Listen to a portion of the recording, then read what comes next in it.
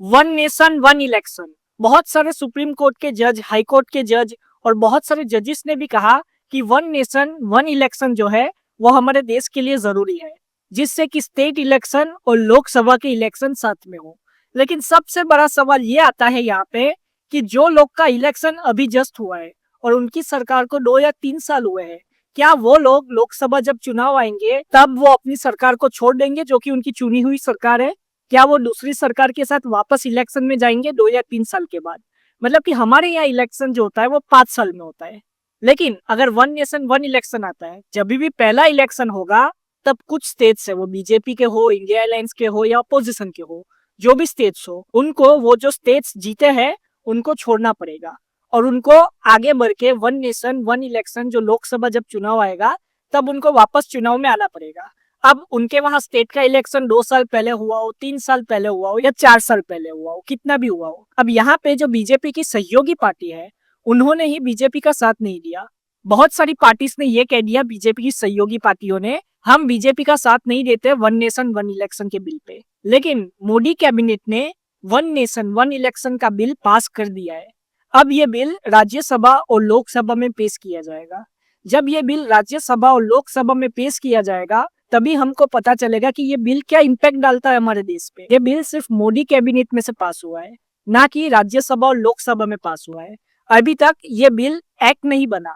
जब ये बिल लोकसभा और राज्यसभा दोनों में से पास हो जाएगा तब ये बिल एक एक्ट बन जाएगा। फिर सरकार कैसे इस बिल पे अपना एक्शन लेती है हमको पता चलेगा। लेकिन अभी मैं बता दूं कि ये बिल में 2-3 चीजें जो है वो क्लियर नहीं हुई। अगर स्टेट और लोकसभा इलेक्शन साथ में होते हैं और स्टेट इलेक्शन में हंग असेंबली आ जाती है तो फिर क्या होगा? अगर सरकार बीच में डिसॉल्व हो जाती है, स्टेट की सरकार, और वो सरकार पे अपोजिशन के द्वारा अविश्वास प्रस्ताव लाया जाता है, तो फिर क्या होगा? क्या वापस इलेक्शन होंगे या तो अलायंस की सरकार बनेगी या प्रेसिडेंट रूल लगेगा? ये चीज अभी तक क्लियर नहीं हुई इस बिल में। तो बहुत सारी चीजें जो है इस बिल में इम्प्रूव करने जैसी है।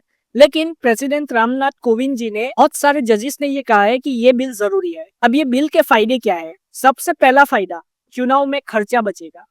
जो बहुत सारी ईवीएम्स होती है हमको यूज करनी पड़ती है चुनाव में, अगर लोकसभा और स्टेट असेंबली का इलेक्शन साथ में होता है तो ईवीएम्स पे खर्चा बच जाएगा। डिफरेंट डिफरेंट बूथ पे जो डिफरेंट डिफरेंट इलेक्शन कमिश्नर और डिफरेंट डिफरेंट इलेक्शन कमीशन के कर्मचारियों को लगाया जाता है, उनका भी खर्चा बच जाएगा कि कम अधिकारियों को लगाया जाएगा और एक ही बार में मिलिट्री और जो भी हमारे पुलिस फोर्स है उनको डिप्लॉय किया जाएगा पोलिंग बूथ पे, जिससे कि लोकसभा और स्टेट असेंबली का इलेक्शन जो डिफरेंट डिफरेंट होता है और डिफरेंट डिफरेंट हमको पुलिस और मिलिट्री को वहां पे डिप्लॉय करना पड़ता है, उसका खर्चा भी बच जाएगा।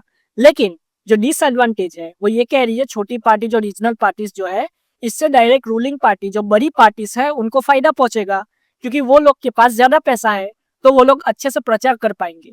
लेकिन अगर लोकसभा के साथ स्टेट असेंबली इलेक्शन होता है तो रीजनल पार्टीज जो स्टेट इलेक्शंस के मुद्दे हैं वो अच्छे से उठा नहीं पाएगी और वो किसी भी एक इलेक्शन पे ध्यान नहीं दे पाएगी। मतलब कि या तो वो स्टेट असेंबली पे ध्यान दे या तो वो लोकसभा पे ध्यान दे, और दोनों इलेक्शंस नहीं लड़ पाएगी जो कि छोटी पार्टियां है। इसीलिए रीजनल पार्टीज ने इसका विरोध किया है। ममता बनर्जी ने भी कह दिया है कि ये अनकॉन्स्टिट्यूशनल है।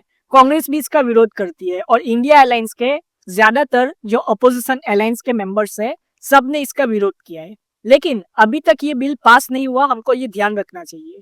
जब ये बिल पास होगा और जब ये बिल एक्ट बनेगा और जब ये बिल एक्शन में आएगा तब क्या होगा ये तो हमको आगे ही पता चलेगा। आप अपनी राय कमेंट में जरूर बताएं। जय हिंद।